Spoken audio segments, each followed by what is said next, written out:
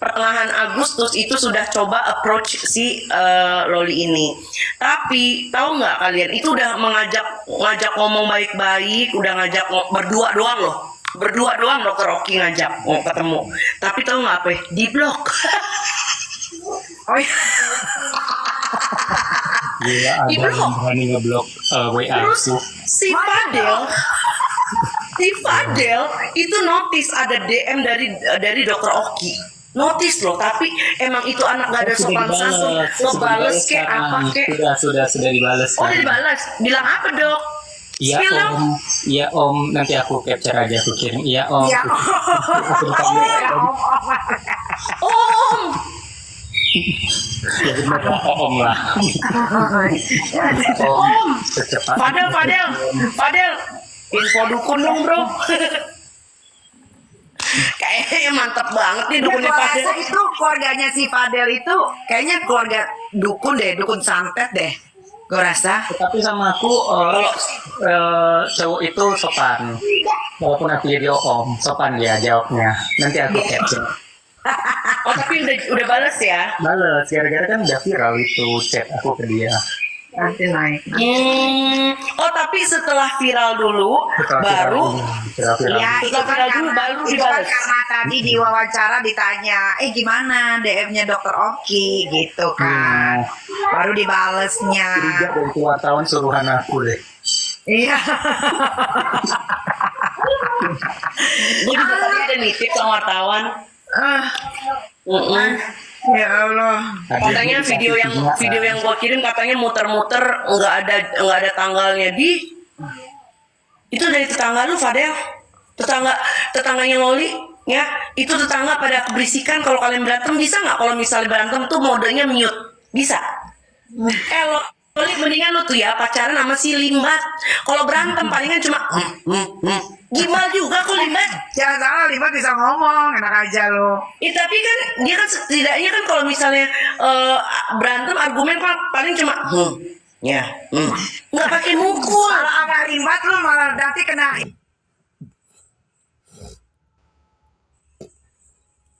ilmu dalam. Jadi kan siapa tahu pokoknya diem tahu muntah darah gitu Iya, loh. makanya. Ini kan muntah paku itu. Daripada sama Fadel bentar-bentar lu biru-biru, sebentar lu bilangnya itu dipukulin gara-gara ketahuan selingkuh, bentar lagi lu bilang lagi itu kepentok sih begitu. Memarahnya dokter Tapi emang bodoh ya. Besoknya klarifikasi itu kan sakit hatiku. apa bagaimana Dok? Udah capek-capek ngeditin video emak sama anak bersamaan dari kecil, video berpelukan, besoknya klarifikasi. Capek kata Dokter Oki, capek. Udahlah Dokter Oki tuh ya, gue lihat tuh ya bikin video. Buat video itu suruh tim, ini edit sendiri.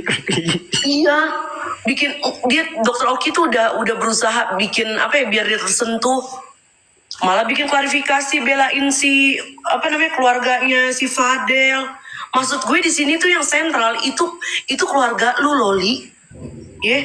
Dia bukan, itu anak mungkin lupa kali. Itu anak mungkin lahirnya udah umur 16 kali. Dia nggak tahu dalam kandungan sampai umur 16 tahun itu yang ngerawat siapa, yang membiayai siapa, yang memberikan kasih sayang siapa, lupa. Dia mungkin kebanyakan kejedot sama si Fadel Hanoman itu kali, si muka beruk. Mungkin gua rasa dia udah gagal otak, say. Dok, kalau misalnya nih menyebar itu mungkin nggak disebabkan oleh misalnya kayak kepentok pintu atau kepentok meja. Dokter udah tahu kan memarnya kan? Iya udah tahu, itu dipukul kayak gitu. Tuh. Dan ini baru yang bagian resapan darahnya tuh menyebar. Bagi yang nonton, kita disclaimer dulu nih, supaya netral, kita nggak ngebahas tentang anak itu, kita ngomongin tentang ilmu.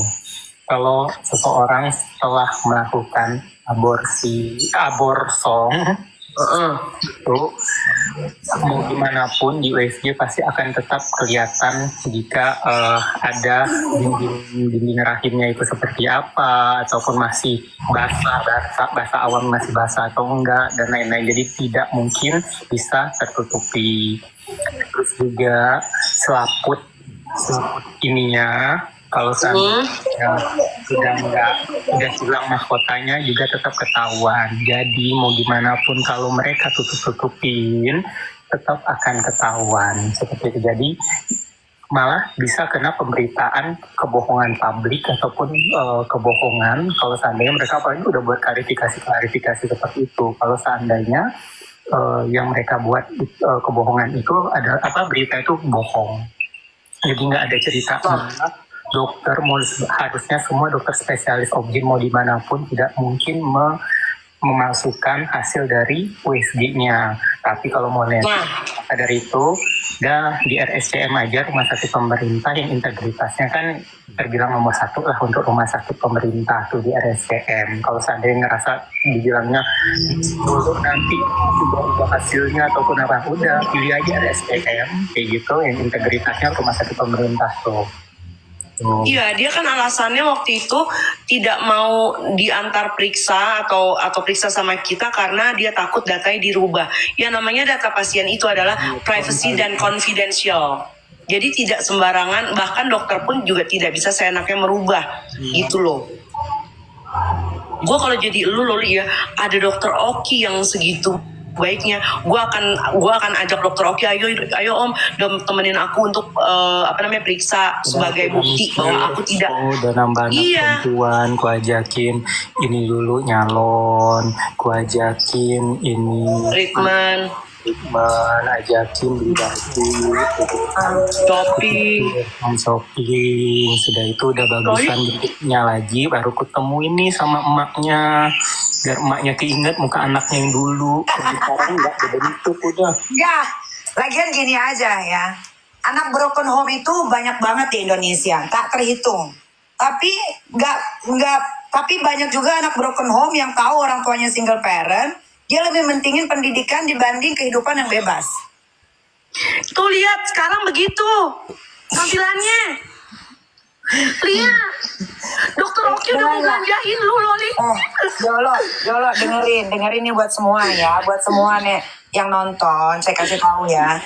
Walaupun anak-anak saya itu kurang kasih sayang, bahkan dibesarkan tidak dengan sosok seorang ayah, tapi insya Allah kasih sayangnya tidak pernah kurang kayak keluarga yang normal ya. Banyak banget keluarga broken home tapi anak-anaknya memilih pendidikan paling utama dibanding kehidupan yang bebas. Karena di keluarga gua atau di keluarga-keluarga yang lain, kalau keluarga gua, bokap gua apalagi selalu bilang, nak, kalau kamu mau bebas, ketika kamu sudah mengerti tentang isi di dunia ini, dan ketika umur kamu sudah pas, kamu boleh menentukan hidup kamu mau dibawa kemana. Dan kalau kamu sudah bisa menghasilkan uang, tapi kamu harus selesaikan dulu pendidikan. Kalau saja itu anak mau sabar sedikit, 2 tahun lagi, dia masuk universitas, dia bisa pilih universitas mana aja. Di situ dia mau badung, dia mau nakal sesuai usianya, dan pasti lingkungannya juga bagus. Kenapa? Karena pasti lingkungannya nggak ada orang Indonesia. Yolo, Dr. Oki, di UK itu, sepinter apapun anak-anak, tidak ada yang namanya beasiswa gratis. Semua pakai uang. Dan tidak bisa kayak kita di Indonesia nih. Gue males masuk kampus, lu kerjain ya ulangan gue. Gak bisa. Di luar negeri gak bisa begitu. Gak bisa titip absen. Gak bisa suruh orang kerjain tugas. Jadi anak-anak yang udah di luar negeri itu udah pasti pinter. Karena dia pasti sekolah, belajar aja kerjaannya. Dan gue tuh gak ngerti sama otak ini anak tuh didokterin apa sama orang. Sampai akhirnya dia membelot sebebas ini, bahkan bebasnya sudah keluar jalur. Kalau misalkan dia bebas-bebas, misalkan gini, iya aku dikekang, oke mau bebas. Kayak gimana sih contoh mau bebas aja? Mungkin dia tidak tahu kehidupan luar kayak dia biasanya. Ya, kalau dia jadi anak aku lebih terkekang deh kayaknya. Jadi direnangin lu tiap hari, tahu Loli? Direnangin lu tiap hari. Maksud gue gini loh, kalau dia mau bebas lah sewajarnya. Kayak cuman misalkan dia kan gak pernah nongkrong sama temen-temennya, pergilah nongkrong sama temen-temennya. Misalkan dia gak pernah ke klub, pergilah ke klub kalau mau tahu. Dia mau minum, silakan minum. Tapi jangan sampai kebablasan, jangan sampai hilangin mahkota yang selama ini dijaga betul oleh ibunya gitu loh. Dan ibunya itu selalu mentingin Apalagi kan,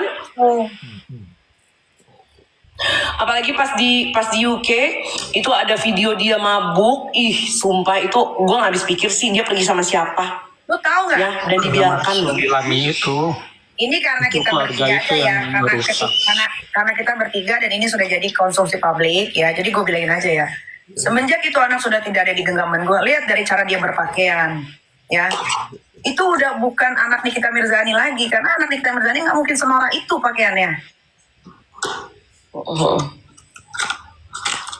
Dia pakai dress taplak meja, dress hordeng yang kayak begitu, warna-warni, copang-camping.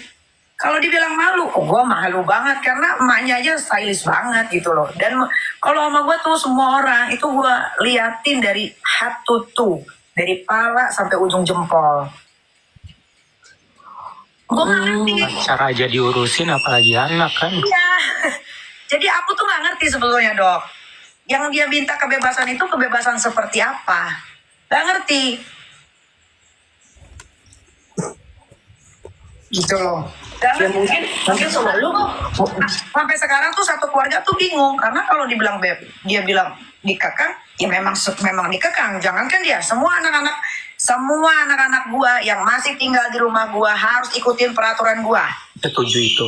Aku sangat setuju Jangan 1 juta ikutin peraturan %. gua. Silakan hengkang. Yang penting saya sebagai orang tua sudah melakukan kewajiban saya sebagai ibu.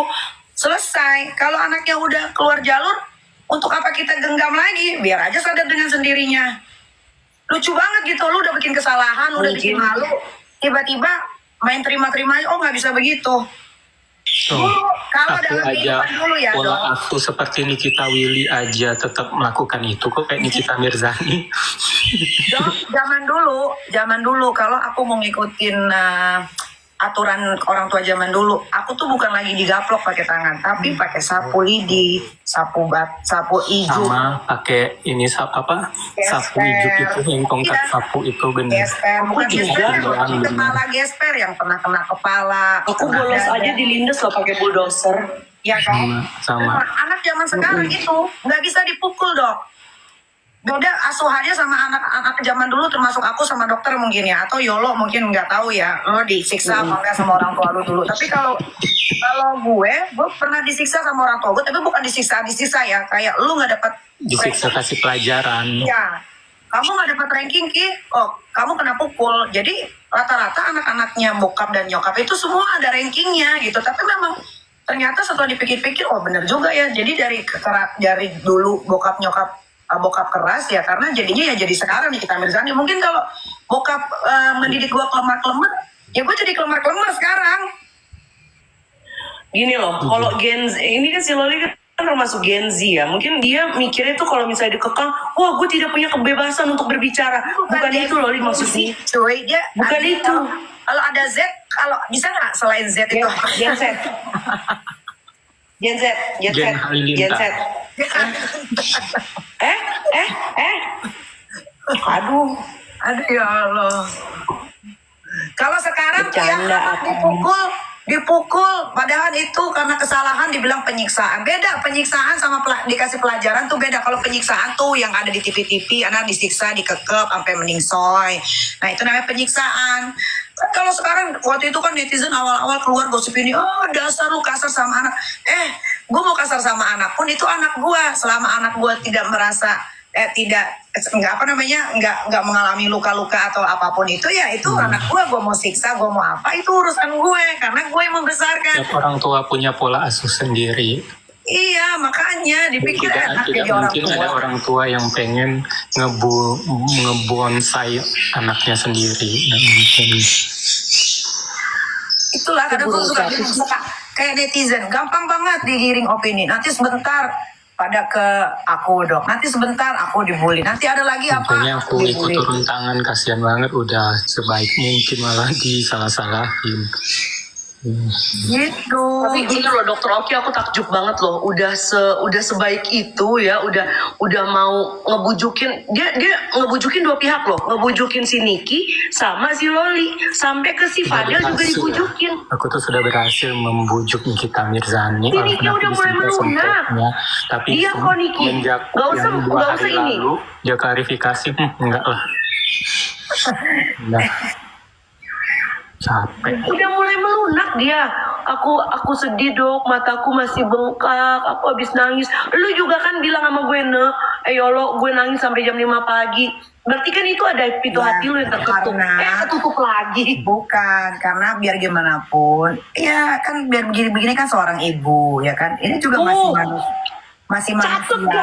Ini masih manusia. Jadi wajar kalau nangis, sedih pasti. Kecewa iya, karena dari kecil dirawat, diberikan kasih sayang, segala macam, apapun kebutuhannya yang dia minta dari mulutnya selalu ada, nggak mungkin nggak pernah ada. Belum pernah satupun permintaan itu anak yang gua tolak. Belum pernah ada satupun. Dan asal kalian tahu, semua ekstrakurikuler yang anak-anak gua pilih itu bukan paksaan dari orang tuanya, tapi itu permintaan dia sendiri. Gue tidak pernah memaksa anak-anak gue untuk mengerjakan sesuatu yang dia tidak suka. Dan bukan ekskul murah ya? Dan bukan ekskul murah. Jadi kalau ada yang mau katanya, ada yang mau ngasuh anak gue, kalian lihat dulu keadaan rumah kalian ya. Karena ngasuh anak gue itu, pertama makannya, ini Dora ya? Iya, makannya banyak. Ya, vitaminnya juga, ekstrakurikulernya satu anak itu per 1 minggu itu 3.200.000 per 1 minggu. 1 minggu ya. 1 minggu itu ekskulnya satu anak itu ada 5 kali 3 juta berapa tadi? 500 kaliin 3. Nah, kalau panahan itu per 2 minggu sekali itu 8.500.000 karena anak-anak gue itu panahannya sama atlet dari TNI yang ada di Cilandak. Busurnya harganya 150 juta. Semua. Jadi kalau ada yang mau ngasuh anak gua, mendingan kalian asuh anak yang jelas-jelas ada di panti asuhan saja, yang memang butuh sekali perhatian, butuh kasih sayang. Itu anak nggak kurang ke kasih sayang kok, gue bisa jamin. Iya, kemarin itu kan sempat ada yang mau ngasuh dia, ya kan? Terus gue bilang jangan lupa sekalian bayar utangnya, gitu loh. Terus dia bilang katanya mau, ya udah gue bayarin, uang bisa dicari. Ntar gue jual tuh mobil gue. Ibu, bukan, punten ya, kalau misalnya kudu jual mobil dulu buat bayarin utang Loli, ntar dulu deh, bener. Ntar dulu, diurungkan dulu ya. Enggak, gini. Kalau dia mau jual mobil pun nggak akan cukup ya. Itu aduh gimana ya, gue bukannya mau merendahkan orang ya, tapi gue tahu kayaknya aku deh yang bisa nanggung dia dan ngasih. Tapi aku dicampakkan nih. Karena kayaknya kalau jangan nih, gue kasih dia nggak mampu deh. Nggak, aku kasih tahu ya buat netizen semua, nggak usah ngasuh, nggak usah kasihan sama itu anak. Kenapa? Karena itu anak bukan dilahirkan dari keluarga yang melarat ya, bukan. Itu anak bukan dilahirkan dari keluarga yang melarat, tidak pernah terlantarkan. Jadi nggak usah repot-repot kasihan. Kasihan aja sama diri kalian sendiri. Bagaimana kehidupan kalian? Ya, token bunyi nggak, dapur ngebul nggak, anak sekolah udah dibayar belum, pampersnya bagaimana? Coba pikirin situ, jangan aduh kasihannya ini anak butuh perhatian. Itu anak tidak kurang perhatian 1 sen pun. Tidak ada. Tidak ada, banyak sekali perhatian, banyak sekali orang yang sayang sama dia, termasuk Dr. Oki. Sudah 5. Kita kenal, aku kenal sama Dr. Oki kurang lebih 6 tahun. 6 tahun. Dia pun sayang sekali sama semua anak-anak aku. Jadi dia tuh tidak kurang kasih sayang, semua sayang. Karena aku tahu banget sedetail-detailnya, makanya ini aku akan bicara. Dr. Oki. Ya, Dan pertama